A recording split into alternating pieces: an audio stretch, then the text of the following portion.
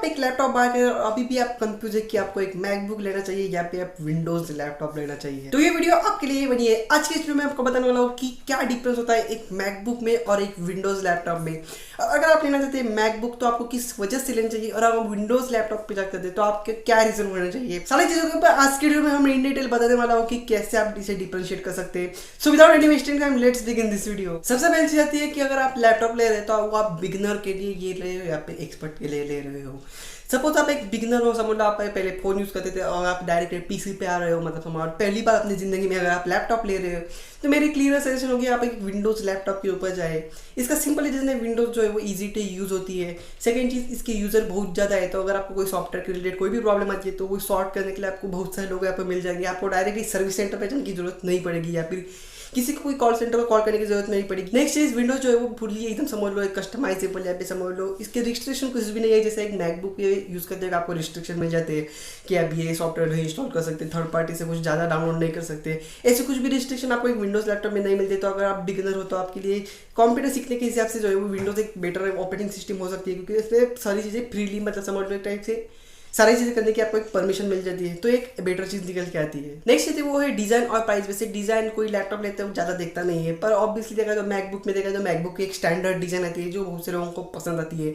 वहाँ पे अगर विंडोज की बात हो तो आपको यहाँ पे ढेर सारे डिजाइन मिल जाएंगे। आपको स्टैंडर्ड स्लिम लैपटॉप मिल जाएंगे, हेवी लैपटॉप मिल जाएंगे, समझ लो RGB वाले चाहिए लाइटिंग वाले वो भी, डीजे वाले लाइट वाले आपको लैपटॉप मिल जाएंगे। यहाँ पे अगर चाहते हैं आपको फैन एक्स्ट्रा चाहिए तो वो भी सारे कस्टमाइजेशन जो चीज़ें आती है वो आपको एक विंडोज लैपटॉप में आपको मिल जाएंगी। प्राइसिंग की बात करो तो मैकबुक की बात करो तो भाई वो आराम से 70-80 हज़ार के ऊपर ही आपको मिल जाते हैं, और अगर विंडोज़ की बात करो तो आपको यहाँ पे 20,000 से लेके भी मिल जाते हैं। अगर आप क्रोम बुक लेते हो तो वो भाई 15,000 तक भी मिल जाते हैं। पर ऑब्वियसली लैपटॉप के हिसाब से अगर हम विंडोज या फिर अदर ऑपरेटिंग सिस्टम को कंसीडर करें तो ऑब्वियसली बहुत सारे आपको वैरायटी आपको मिल जाती है। स्टार्टिंग 20,000 से शुरू होते हैं, वहाँ पे आपको 3 से 4 लाख तक की लैपटॉप आपको यहाँ पे मिल जाएंगे।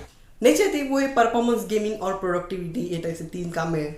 परफॉर्मेंस की बात करें तो ऑब्वियसली मैकबुक की जो लेटेस्ट चिप आई है M1 Pro M1 Max या फिर समझ लो जो M1 चिप भी है वो भी परफॉर्मेंस के हिसाब से बहुत बढ़िया है। और अगर बात करें हम लेटेस्ट M1 Max की या फिर समझ लो प्रो की, वो लिटरली इतनी पावरफुल है कि मैकबुक के खुद के जो iMac या फिर लैपटॉप कंप्यूटर आते हैं उनको बीट कर देती है। तो ऑब्वियसली परफॉर्मेंस के हिसाब से अगर आप चाहते हो तो एक मैकबुक की चिप जो है वो परफॉर्मेंस और स्टेबिलिटी मामले में बहुत बढ़िया है। ऐसा नहीं कि विंडोज लैपटॉप में परफॉर्मेंस नहीं मिलेगा। अगर आप अच्छा खासा ग्राफिक कार्ड और प्रोसेसर चूज करते हो तो आपको परफॉर्मेंस ऑब्वियसली मिलेगा, पर एक स्टेबिलिटी थोड़ी कम मिलती है विंडोज के लैपटॉप में अगर आप मैकबुक से कंपैरिजन करें तो। सेकंड चीज वो है प्रोडक्टिविटी टास्क। अब आप ऑफिस वर्कर्स हो, एम्प्लॉयज हो, या फिर आप ऐसी चीजें करते हो जहाँ पे आपको सिर्फ प्रोडक्टिविटी करनी है, बाकी कुछ भी चीजें नहीं करनी है, तो ऑब्वियसली एक मैकबुक एक बेटर चॉइस हो सकता है। क्योंकि कोई भी अगर आप कोई स्पेसिफिक सॉफ्टवेयर ही यूज़ कर रहे हो टाइम टू टाइम तो इसके लिए एक मैकबुक बेटर चॉइस आती है, क्योंकि मैकबुक में जो सॉफ्टवेयर आते हैं उसका ऑप्टिमाइजेशन भाई हाई लेवल का होता है। तो ऑब्वियसली एक आपको वो सॉफ्टवेयर लेवल का परफॉर्मेंस आपको ऑब्वियसली प्रोवाइड करता है। और चाहिए गेमिंग। अब मैं क्लियरली बता दूँ, अगर आप गेमिंग करना चाहते हो, सपोज कि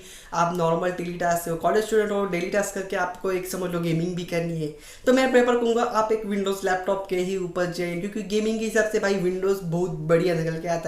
ऑब्वियसली मैकबुक जो है वो गेमिंग के हिसाब से नहीं बनाया जाता है, इसमें आपको कोई भी ज़्यादा फीचर्स आपको नहीं मिलेंगे जैसे कि आपको एक विंडोज लैपटॉप में मिल जाते हैं। सपोज विंडोज में आपको गेमिंग मोड मिल जाता है, आपको यहाँ फ्रेम रेट दिखता है, काउंटिंग दिखता है, मतलब और आपको CPU को आपको कस्टमाइज कर सकते हैं आपके गेमिंग के हिसाब से। साथ ही जो गेम्स है वो बहुत ज़्यादा मिल जाते हैं विंडोज ऑपरेटिंग सिस्टम में। अगर आप पेड गेम्स नहीं खेलते तो आप क्रैक गेम्स भी से विंडोज लैपटॉप में आप इंस्टॉल कर सकते हो, पर ये चीज़ आप मैकबुक में नहीं कर सकते। मैकबुक में आपको सिर्फ पेड गेम्स ही आपको लेने पड़ेंगे। सपोज आप अगर गेमिंग के हिसाब से अगर कोई भी लैपटॉप चूज करें तो मेरी फर्स्ट चॉइस समझ लो मेरी जो है वो एक विंडोज ही होगी। नेक्स्ट आती है वो अपग्रेडेबिलिटी और आपका लैपटॉप कितने लॉन्ग टाइम तक चलेगा। मैकबुक की बात करें तो मैकबुक में कोई ज़्यादा चीज़ आप अपग्रेड नहीं कर सकते थे। पुराने लैपटॉप जो मैकबुक आते थे वहाँ पे सिर्फ रैम इंस्टॉल कर सकते थे, पर लेटेस्ट मैकबुक उसमें आप रैम भी नहीं डाल सकते क्योंकि वो यूनिफाइड मेमोरी आती है।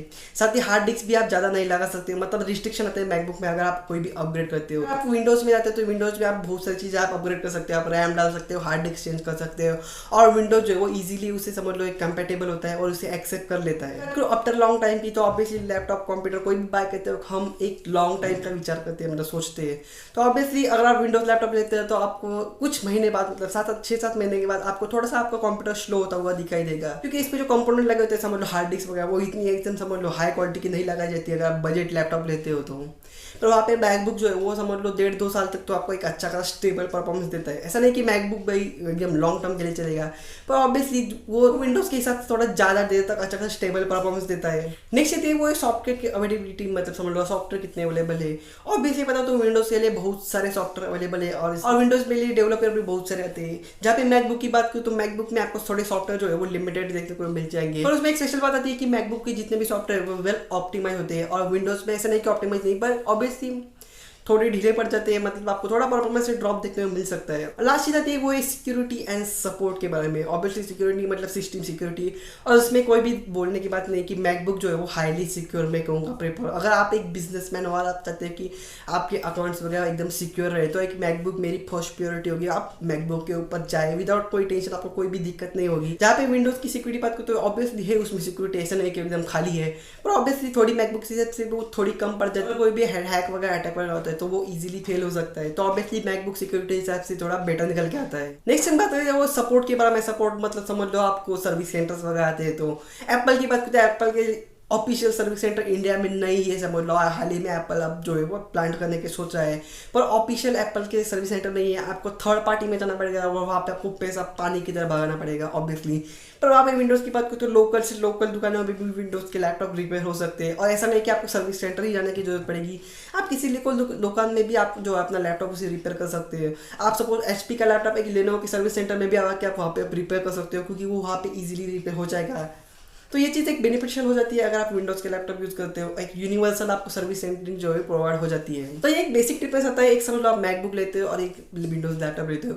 अब बात करते हैं कि किन लोगों को लेना चाहिए एक मैकबुक और किन लोगों को लेना चाहिए एक विंडोज़ लैपटॉप। तो सपोज आप एक प्रोडक्टिविटी के टास्क करते हैं, सपोज आपको एक स्पेसिफिक सॉफ्टवेयर के ऊपर आप रहते हैं, आप इसी सॉफ्टवेयर को यूज़ करते हो, या फिर समझ लो आप डेली डे लाइफ करते हो, एक ऑफिस एम्प्लॉय हो, अगर आप बिजनेसमैन हो, आपका अकाउंट अपने सिक्योर रखते हैं, तो आप एक डेफिनेटली एक मैकबुक के ऊपर जा सकते हैं, क्योंकि वो स्टेबल परफॉर्मेंस देता है और एक लॉन्ग टाइम के लिए परफॉर्मेंस देता है, और उसमें अच्छी खासी सिक्योरिटी आपको देखने को मिल जाती है।